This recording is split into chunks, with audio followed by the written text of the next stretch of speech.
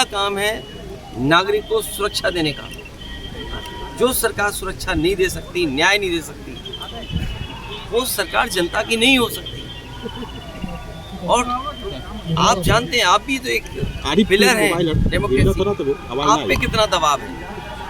आप सच दिखाएंगे तो हो सकता है आप पे कार्रवाई हो जाए, न कार्रवाई हो तो कोई पुरानी चीज़ ढूंढ ली जाएगी आपकी। आपने वो देखे कि अगर किसी पत्रकार ने खबर ये भी चलाई कि दाल में पानी है, नमक है, हल्दी है, दाल नहीं है, उसको जेल तक जाना पड़ा।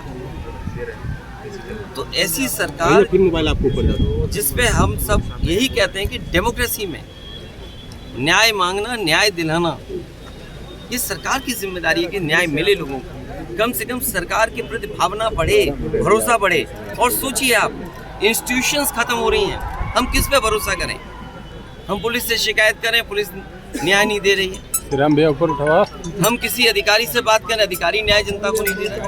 तो इंस्टीट्यूशंस को खत्म किया, ये आरोप कोई हम लोग नहीं लगा रहे। क्या आपने नहीं पढ़ा कि गवर्नर रहे जम्मू कश्मीर के, उन्होंने कहा ये आखिरी चुनाव डेमोक्रेसी का, अपने वोट से बचा लो। अगर वोट से डेमोक्रेसी नहीं बची तो डेमोक्रेसी हमेशा हमेशा के लिए खत्म हो जाएगी। इसीलिए इंस्टीट्यूशंस को खत्म कर रहे हैं। हम किस पे भरोसा करें? इस सरकार ने भरोसे को और सच्चाई को मारा। सर, मुख्तार अंसारी की जिस तरह से मौत हुई और परिवार ने और खुद मुख्तार अंसारी ने आरोप लगाया कि सीबीआई जांच की मांग करेंगे। मैंने अपने स्टेटमेंट में ये कहा, सुप्रीम कोर्ट के सिटिंग जज की निगरानी में, कोर्ट के सिटिंग जज की निगरानी में अगर जांच होती है तो न्याय मिलेगा।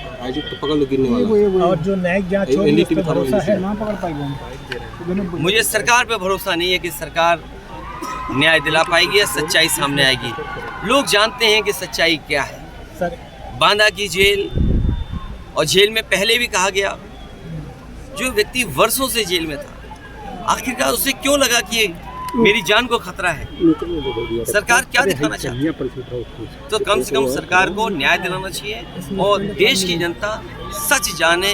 कम से कम उस दिशा में सरकार को काम करना चाहिए। 2016 में आपने अंसारी बंधुओं का विरोध किया था अपने पिताजी के सामने पार्टी में लेने को लेकर।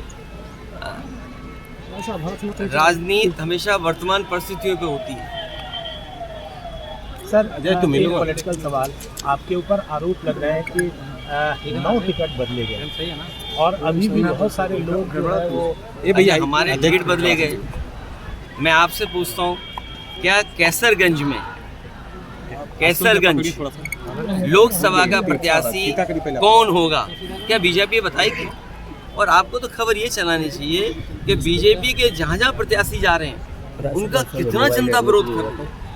इस बार जनता का सैलाब है और ये सैलाब भारतीय जनता पार्टी की सरकार को ढा देगी। ऐसे कह रहे हैं आपकी डेमोक्रेसी संकट में है, तो एनडीए और आप उसके खिलाफ कैसे काम करेगी सरकार? कैसे लोग जनता के बीच जा रहे हैं?